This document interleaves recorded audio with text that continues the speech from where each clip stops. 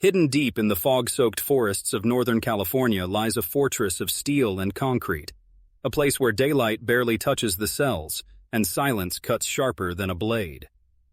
This is Pelican Bay State Prison, the home of America's most feared inmates. Gang leaders, contract killers, men who control entire cities from behind bars. Tonight we step inside the prison built not just to cage men, but to break them. Pelican Bay wasn't designed like other prisons. It was engineered for control. Its architects studied riots, escapes, and killings from across America's prisons, and then built a facility meant to end them all. Every wall, every hallway, every cell was designed for one purpose: containment.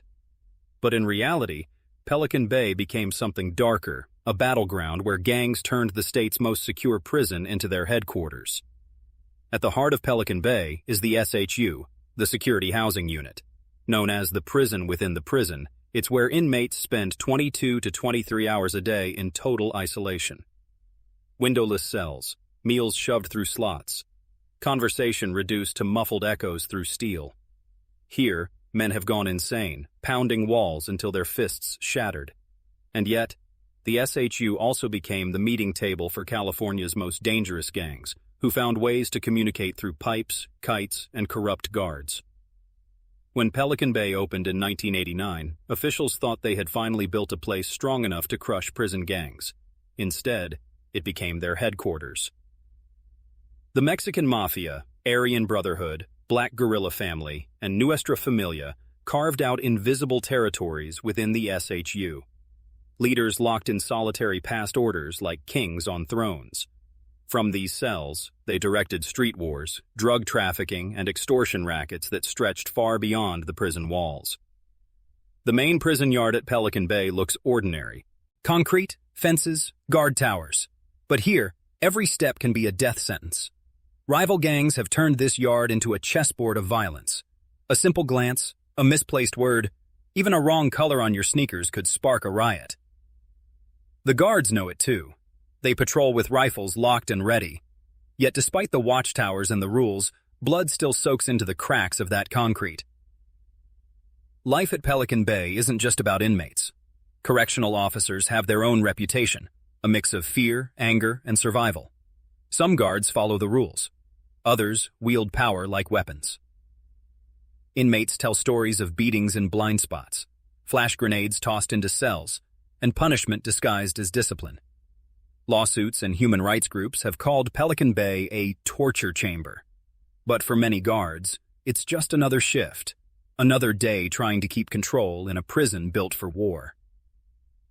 Inside Pelican Bay, money has no value. But ramen noodles, stamps, and cigarettes? They're worth more than gold. An entire black market economy thrives behind these walls. A single candy bar can buy protection. A pack of noodles might settle a debt. Drugs slip in through visiting rooms or crooked staff, multiplying their street value tenfold. Every deal is dangerous. Every debt can turn into a stabbing.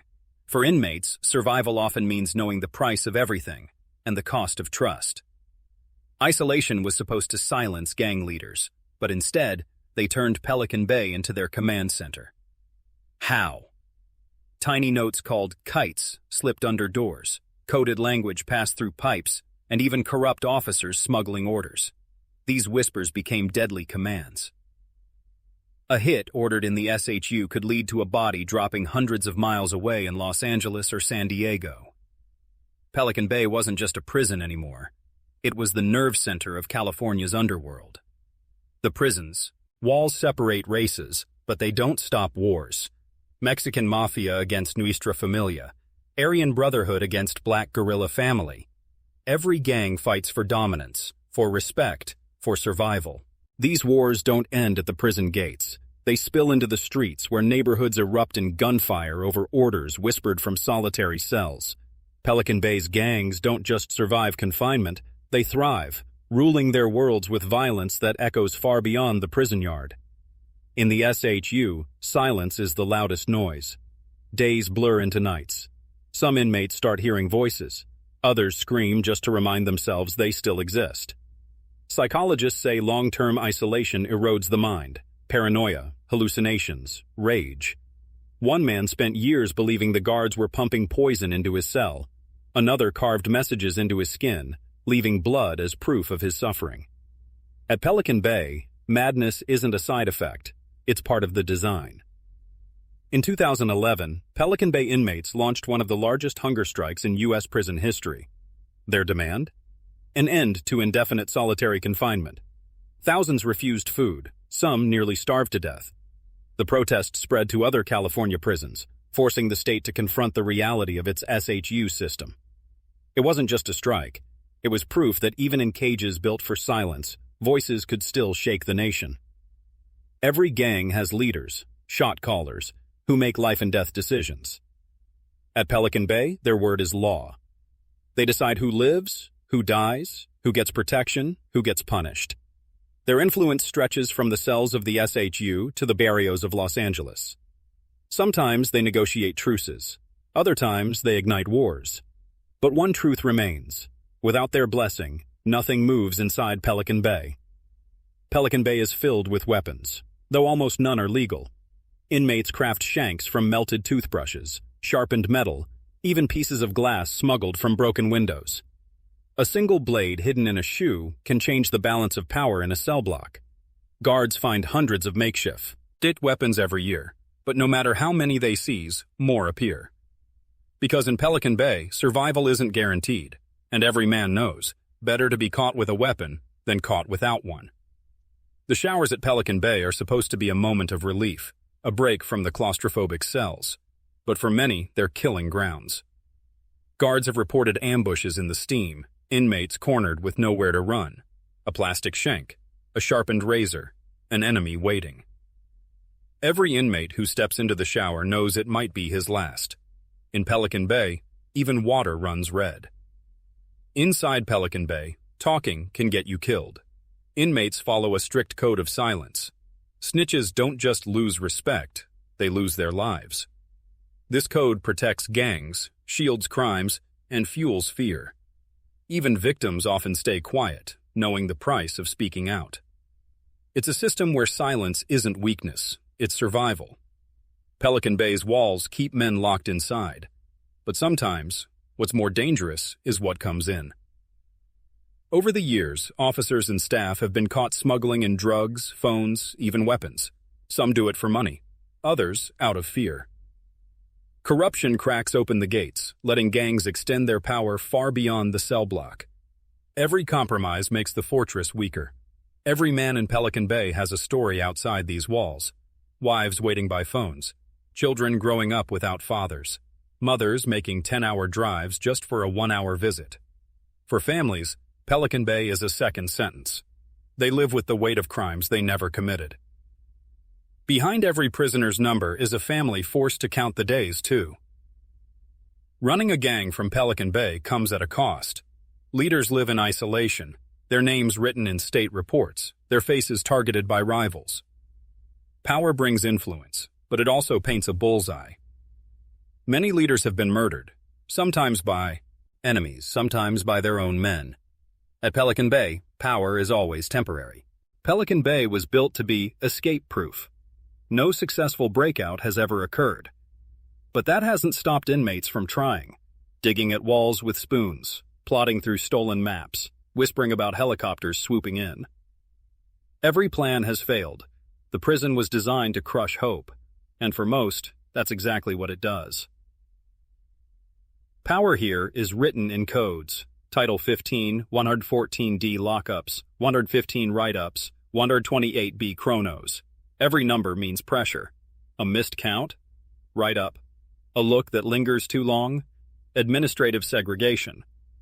The paperwork never bleeds, but it cuts. One report can steal a yard day. 3 can steal a year. Men learn the choreography. Hands to the wall, eyes down, speak only when asked. In Pelican Bay, obedience isn't respect, it's insurance. Tattoos, kites, a name in someone else's letter. Pieces on a board that add up to validated.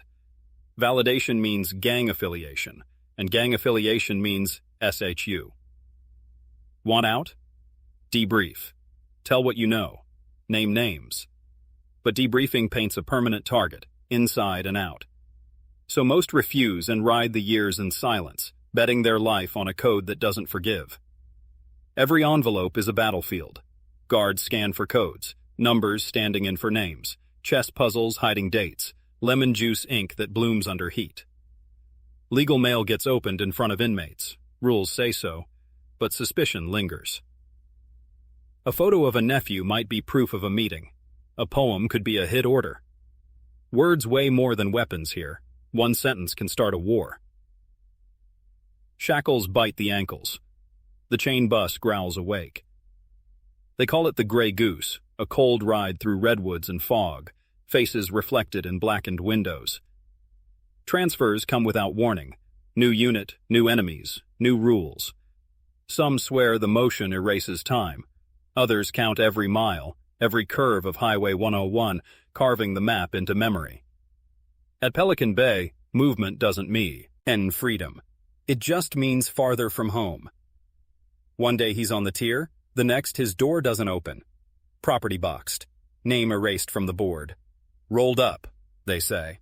Protective custody, ADSEG, or shipped south. No one knows.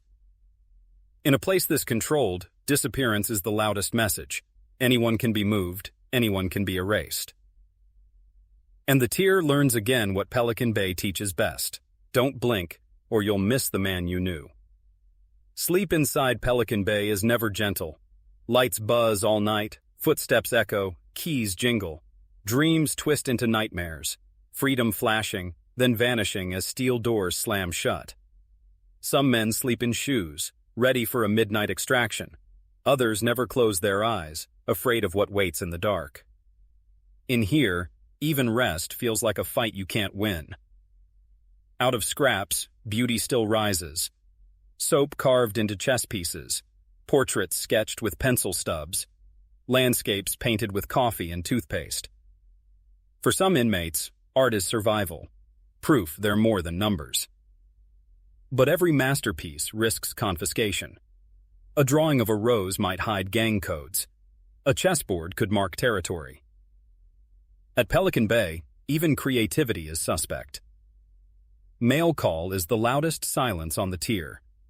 Names read. Envelopes slid through slots. Some men wait months for a letter that never comes. But when it does, when a child's crayon drawing or a mother's prayer arrives, it's enough to keep a man breathing another day. Ink becomes oxygen in a place built to suffocate hope. The prison kitchen smells of grease, sweat, and survival. Food is fuel, but it's also a weapon. A tray withheld sparks rage. A tainted meal whispers revenge. Some inmates turn scraps into feasts. Spreads of noodles, tuna, and chips shared like currency. Others slip contraband in with the potatoes. One careless cook, one corrupt worker, and the entire tier shifts. Meals here aren't just eaten. They're played like moves in a dangerous game. Sirens wail, boots thunder down the hall, shields slam, batons rise. Sometimes it's real, sometimes it's just a drill. But the effect is the same. Hearts pounding, fear surging. Every inmate learns the rhythm. Get down means hit the floor or risk a bullet. For guards, it's preparation. For prisoners, it's a reminder. Violence is always one heartbeat away. Inside Pelican Bay, information is currency, and betrayal is a death sentence. Some inmates flip, whispering to investigators in exchange for lighter time or protection. They're moved to hidden wings, their names blacklisted. But the gangs always find out. A single rumor is enough to end a life. To snitch here isn't just a choice. It's a gamble with the highest stakes imaginable. Leaving Pelican Bay doesn't mean freedom. It often means court. Prisoners are shackled hand to waist, waist to ankles, herded into vans under armed escort. In courtrooms, they stare at jurors, lawyers, and sometimes their victims' families. For a brief moment, the outside world is close enough to touch. Then the chains rattle, and they're dragged back north, back into the fog. Even sickness is shackled here. Inmates sent to medical shuffle in belly chains, ankles bound. Doctors check vitals under the watch of armed officers. Prescriptions are locked in blister packs. Some prisoners fake illnesses just for the chance to leave their cells. Others refuse treatment, convinced poison hides in the pills. Health in Pelican Bay isn't about healing, it's about control. Every inked symbol tells a story. Spider webs for time served, numbers for allegiance, black handprints for the Mexican mafia. Tattoos are language here. Pride, warning, identity. But they're also evidence. A guard snapping photos of an inmate's chest isn't admiring art. He's building a case file, one symbol at a time. In Pelican Bay, skin itself becomes a permanent record. Northern California's fog rolls heavy, swallowing the redwoods until only razor wire and concrete rise above the mist. From outside, Pelican Bay looks like it's vanishing. From inside, it feels eternal. That fog is more than weather, it's a metaphor, a blur that hides what happens here from the world beyond. Men disappear into it. Few ever come back the same.